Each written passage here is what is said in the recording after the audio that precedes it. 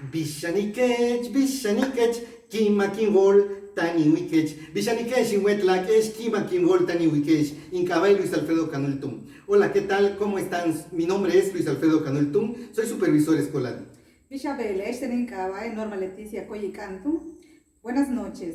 ¿Qué tal? Yo me llamo Norma Leticia Coyicantum y soy supervisora de la zona escolar 104. Bishabele, Incabay, Rosaura Maribel Coyicantum y las Cansagenti, zona 401. Mi nombre es Rosaura Maribel Coyicantum, supervisora de la zona escolar 401. La inesperada llegada del COVID-19 a nuestras vidas generó una cantidad de estragos en las emociones de nuestros alumnos, de nuestros maestros, de nuestros padres de familia. Por eso consideramos importante este proyecto, realizarlo desde nuestras culturas originarias, desde nuestra cultura maya. Atender esta problemática nos ha llevado a implementar un programa llamado Maya Socioemocional, el cual consta de 10 sesiones de webinar y de la aplicación de 10 fichas de materiales como audios, canciones, cuentos, en el que procuramos desarrollar las habilidades socioemocionales de alumnos, padres de familia y maestros.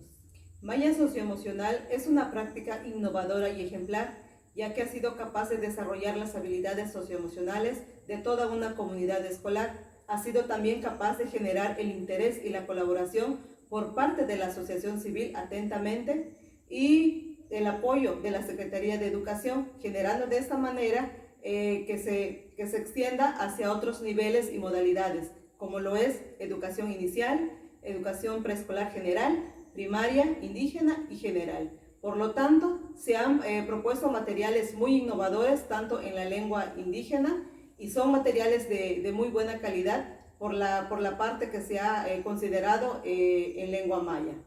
Somos una comunidad ABC porque somos un equipo propositivo, innovador, que garantiza el aprendizaje de los niños de nuestras comunidades.